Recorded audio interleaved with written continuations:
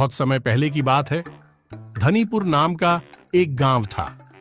वहां के लोग खेती करके अपने परिवार का गुजारा करते थे। अपनी अपनी हरी भरी और लहराती फसलें देखकर लोग काफी खुश होते थे। उन सभी के खेत पहाड़ी चट्टानों के बीच में थे। अचानक उस गांव पर विपत्ति आ पड़ी। आसपास की चट्टानों से बड़े बड़े पत्थर टूटकर नीचे खेतों में गिरने लगे, जिससे उनकी हरी भरी फसलें नष्ट होने लगीं। कुछ ही दिनों में उनकी सारी फसल नष्ट हो गई, जिसे देखकर गांव के सभी लोग बहुत ज्यादा दुखी थे। उन्होंने इस समस्या को हल करने के लिए काफी प्रयास किया, लेकिन सब बेकार रहा। जब कोई समाधान नहीं निकला तो वे सब गांव के सबसे बुजुर्ग व्यक्ति, जिसे वे सब बूढ़े बाबा यूं कहते थे, उनके पास गए। बूढ़े बाबा ने उनसे कहा, रुको रुको, एक एक करके अपनी समस्या बताओ। तो सबने कहा, बाबा, हम सब की समस्या एक ही है। हमारी हरी भरी लहराती फसल चट्टानी पत्थरों के नीचे दबकर अपनी जान दे चुकी हैं।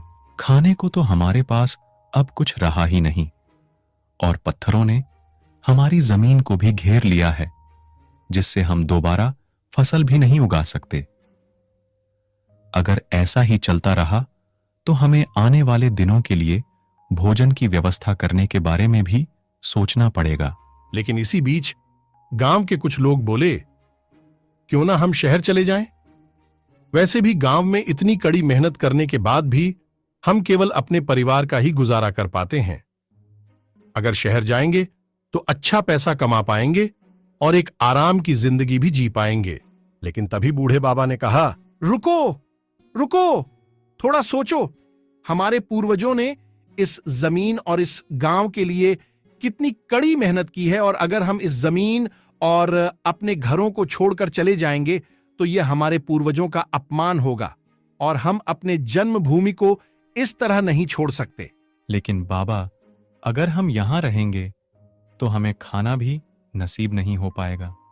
अगर भगवान ने मुंह दिया है तो भोजन भी जरूर नसीब होगा। कुछ देर सोचने के बाद बूढ़े बाबा ने कहा, क्यों ना हम इन पूर्वी दिशा के सभी पत्थरों को पश्चिमी दिशा में फेंक दें।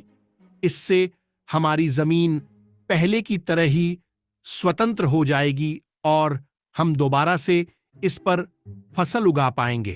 बूढ़े बाबा की बात सुनकर कुछ लोग सहमत हो गए, लेकिन कुछ लोग कहने लगे कि हमसे इतनी मेहनत नहीं हो पाएगी। लेकिन बाद में सब लोग मान गए और पूर्वी दिशा के सभी पत्थरों को एक एक करके पश्चिमी दिशा में फेंकने लगे। लगभग एक दिन में उन्होंने अपने खेतों को उन सभी पत्थरों के चंगुल से आजाद कर दिया। यह सब देख गांव के सभी लोग काफी प्रसन्न हुए। पूर्वी खेत ब्राह्मणों के थे और पश्चिमी जमीन पर शूद्र अपनी फसल उगाते थे। जब शूद्रों को पता चला कि उनकी जमीन पर ब्राह्मणों ने बड़े बड़े पत्थरों को फेंक दिया है, तो वो अत्यंत क्रोधित हुए और तुरंत ब्राह्मणों के पास जा पहुंचे। उन्होंने कहा, क्या तुमने इन सभी बड़े बड़े पत्थरों को हमारे खेतों में फेंका है? तुमने अपना उल्लू तो सीधा कर लिया, लेकिन हमारी फसल का क्या? ब्राह्मणों ने जवाब देते हुए कहा, हमने तो अपना काम कर दिया, अब तुम्हें जो ठीक लगे तुम करो। बूढ़े बाबा ने हल बताते हुए कहा, एक काम करो, तुम इन पत्थरों को पूरे खेत की बजाय खेत के कोने पर इकट्ठा कर दो।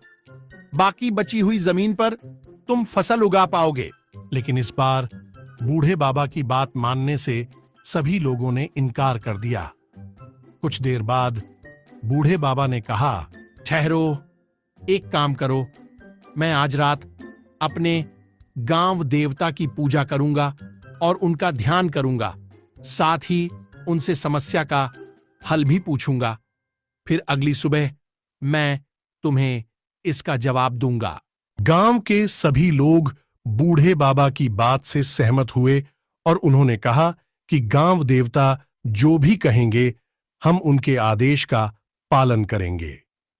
अगली सुबह बूढ़े बाबा के पास सभी लोग इकट्ठा हुए और अपनी समस्या का समाधान पूछने लगे।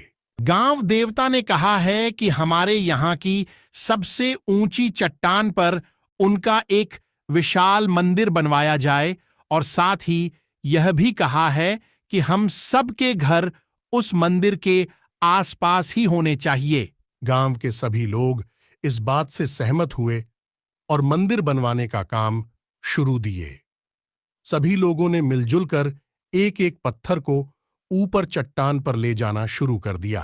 कुछ ही दिनों में एक विशाल मंदिर और उसके आसपास घर भी बनकर तैयार हो गए। यह देखकर गांव के सभी लोग काफी खुश हुए। अब ब्राह्मण और शूद्र दोनों के खेतों से पत्थरों का नामो निशान भी मिट चुका था, क्योंकि सारे पत्थर मंदिर और घर बनाने में इस्तेमाल हो चुके थे। अब उनकी जमीन पहले की तरह स्वतंत्र हो चुकी थी और वे उस पर पहले की तरह फसल भी उगा सकते थे। अब उन्हें गांव छोड़कर जाने की भी कोई जरूरत नहीं थी। साथ ही चतुर बूढ़े बाबा ने अपने दिमाग का इस्तेमाल करके उन सभी लोगों की समस्या को भी सुलझा दिया। देखा ना मेरी बुद्धिमत्ता का कमाल। गांव में पहले की तरह ही खुशहाली और भाईचारा बन